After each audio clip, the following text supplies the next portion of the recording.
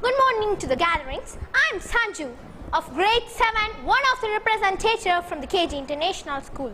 I have ascended this podium to talk about education in today and tomorrow. It has taken us about 3,000 years to get from creating a first bit of pottery for starting to record our ideas in writing. It has taken us less than 300 years to go from the first steam engine to the building a space station on the moon. It is estimated that the world produces about 5 exabytes of new information per year. Today's education system in India is failing because of more intrinsic reasons.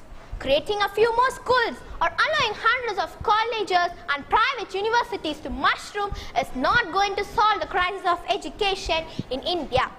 We are in a country where people are spending their parents' life saving and borrowing money for education. And even they're not getting standard education and struggling to find employment of their choice. In this country, millions of students are victims of an unrealistic, pointless, mindless rat race. The mind-numbing competition and rote learning do not only crush the creativity and originality of millions of students in India every day. It also drives brilliant students to commit suicide. Our education system is geared towards teaching and testing our knowledge at every level as opposed to teaching skills. Give a fish to an hungry man, you will solve his hunger for a day. Better teach him how to catch and fish, you will solve his hunger for his daytime. I believe that you will teach a man a skill. You will enable him for his lifetime. Our teaching and marking system need to be built to recognize the original contributions in the form of creativity, problem solving, valuable original research and innovations. If we could do this successfully, Indian education system would be changed overnight. Memorizing is no learning.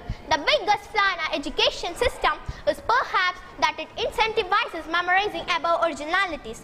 Teaching jobs are until today widely regarded as safe, well-paying, risk-free and low-pressure jobs. I'm sorry to tell, thousands of terrible teachers are wasting the valuable time of young children every day all over India. We need leaders, entrepreneurs in teaching positions, not salaried people trying to hold on to their mantle.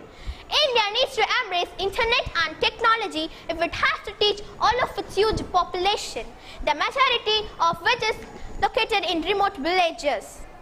The tools for this dissemination would be cheap smartphones, tablets and computers with high-speed internet connection. While all of these are more possible than ever before, there is lot of information yet to take place in this space. Our goal of new information should be to create innovators, entrepreneurs, artists, scientists, thinkers and writers who can establish the foundation of a knowledge-based economy. Today's students are the first generation to grow up with digital technologies. Education needs to capture the incredible possibilities for deep learning opportunities that new technologies can offer and prepare students to cope up with the amount of speed of information at their fingertips. We have reservation in education today because education is not available universally. Education has to be rationed. This is not a long-term solution. There is no reservation in online gaming because it scales knowledge. E-learning is utilized by public K-12 schools as well as in the private schools. Some e-learning environments takes place in the traditional classrooms. Others allow students to attend the classes from home or other locations. We need entrepreneurs, leaders in learning positions.